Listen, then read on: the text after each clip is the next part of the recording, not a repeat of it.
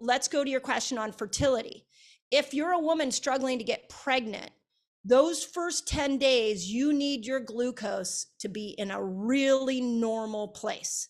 And if you haven't put a continuous glucose monitor on it, I highly recommend. You should be waking up with a fasting glucose somewhere around 90. It should be under 100 for sure. And so, and you aren't going to do well with refined carbohydrates. So polycystic ovarian syndrome, it is insulin resistance. And when we clean up those first 10 days of a woman's cycle, we see that her PCOS symptoms are much better because she cleans up the estrogen system. Infertility, you need estrogen to peak during ovulation.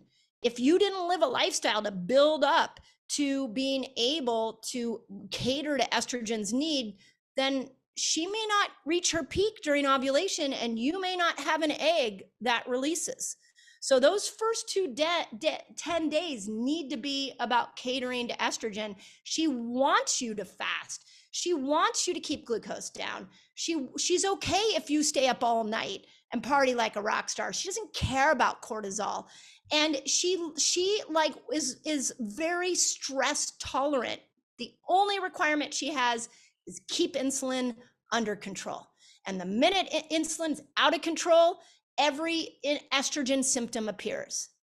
So that's the first 10 days. Wow.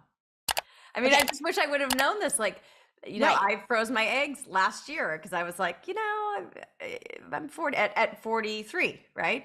And it was successful, thank God. But like now I'm like, I should have been eating keto those first 10 days. Like just these little tweaks that can boost your, you know, ovaries and everything else. Like these, like how are we just having this conversation in 2024? Right. You know, I know. So when I first discovered the fasting cycle, I had infertility in mind. I was like, wait a second, I think we could really create a lifestyle tool here for infertility.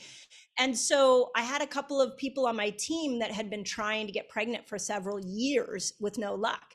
So I was like, hey, how do you feel about being a guinea pig here? Could you try the fasting cycle the way that I think it should be? I'm like, it probably will take you about 90 days to be able to stabilize yourself and get pregnant. So I took 2 of my team members, I took 3 of my patients, so it was 5 women, and I tested it. Within 30 days, all 5 were pregnant. No way. Oh my God. And I was like, what? So then when I put Fast Like a Girl out into the world, I put a section on infertility in the back. And I was like, I just want to see what happens. And now the book in 1 year has sold over 500,000 copies. We have so many amazing reviews on Amazon. And if you read those reviews, a lot of them are women who have been in traditional fertility, expensive fertility treatments, and they finally clean up their hormonal system, estrogen being the number 1, and they get pregnant. Wow. What a gift. That's amazing. Isn't that cool? So cool. I mean, so fast and so cool. So fast, right? And this is just because we have to think of these hormones as wisdom molecules. Like they know if we allow them to tell us the lifestyle we should live, they will shine. Mm-hmm. And when you're infertile, you're out of balance. If it's you, not your partner, you are out of balance with the wisdom that you have within your hormones. Mm-hmm. So all I'm doing is helping people think through how to bring them back into that wisdom. So anyway, so that's the first 10 days. Then this is my favorite part, the ovulation. So when I looked at ovulation, I was like, okay, this is really fascinating because with ovulation, you've got estrogen hits her peak. So I think of estrogen, specifically estradiol, is like a diva. She peaks at ovulation. Yeah, exactly. Like it's so funny because I went to a year and a half ago, I went and saw Stevie Nicks at the Gorge, and it was like, you know, there's a diva. Yeah. And when she did her encore, she kind of shuffled back on in her witchy heely shoes, and I was like, that is estradiol right there. That Embodied. is like, yeah, I'm like embodied in a human. Yeah. Estradiol comes back, comes in her full glory during manifestation and sits there as the diva and says, I am the one that releases this egg into the fallopian tube. And in that egg, by the way, is the wisdom of the DNA wisdom of all of your female ancestors. I just want to say that that egg is a lineage to your mother, your grandmother, your great grandmother. Like that's the genetics in that freaking egg.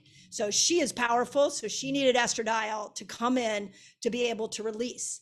But then the other thing that estradiol does is once she releases the eggs, she turns on serotonin and dopamine in your brain. So you're happy. She stimulates acetylcholine so you can hold on to memory. She right before she comes in, oxytocin comes in because they're like besties. And then oxytocin comes in and she's like, here's my friend estradiol. And she makes us want to connect. So, and then at the To same fertilize time, that egg. Yeah. right, exactly, to fertilize that egg. You gotta be. Right? This is how cool we are. So cool. It's so, I still geek out on this. So then nature was so brilliant that nature was like, okay, estradiol, your job is to release the egg and then protect the rest of the female body. Okay, oxytocin, you're going to come in so you can create a connection, a desire for connection, so you're fertile and you reproduce because the species needs to continue on. And then we're going to throw in give you the most testosterone you have the whole cycle. And this is going to not only up your libido and make you want to have sex, but it's also going to give you motivation and drive. So you're like motivated to reproduce. And then I'm going to give you a little bit of progesterone just so you calm yourself down because there's a lot of hormonal superpowers coming in one moment. So this 10-day period, I called the manifestation phase because when I looked at it, I was like, holy cow, you could manifest a baby if you want, but you could manifest a new business idea.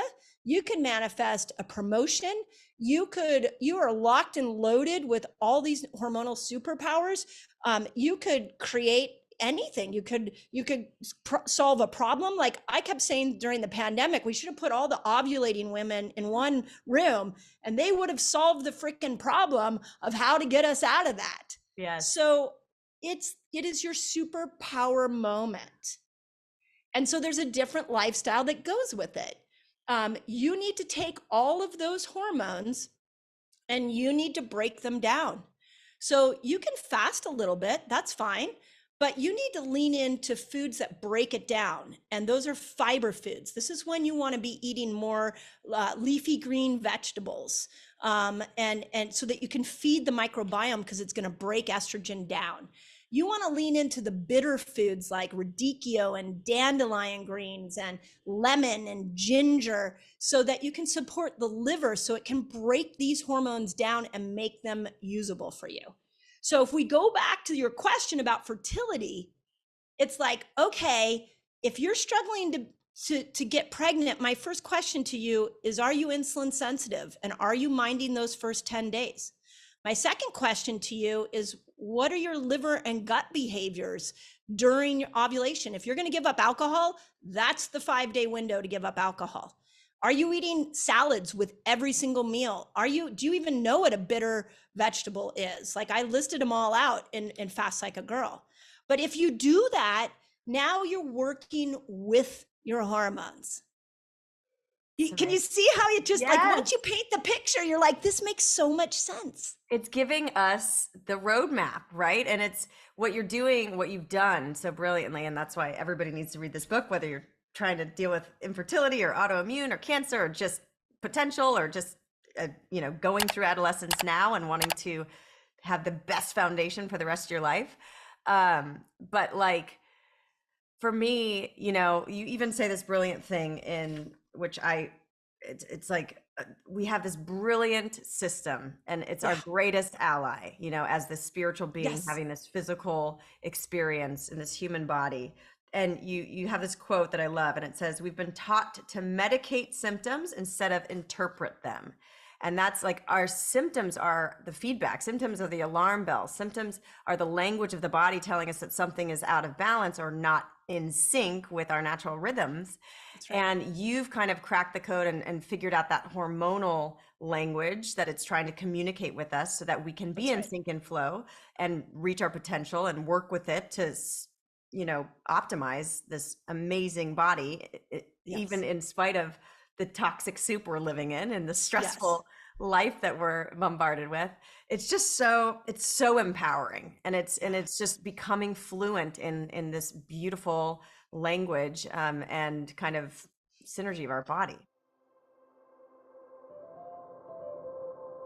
Thank you for listening to the Heal Podcast. Be sure to tune in every Thursday for more empowering wisdom and inspiring healing stories. And make sure you hit the follow button on Apple, Spotify, or wherever you listen to podcasts so you don't miss that one episode that holds the answer you've been searching for. And please rate and review us so that we can grow and reach more people. Thanks so much, and be well.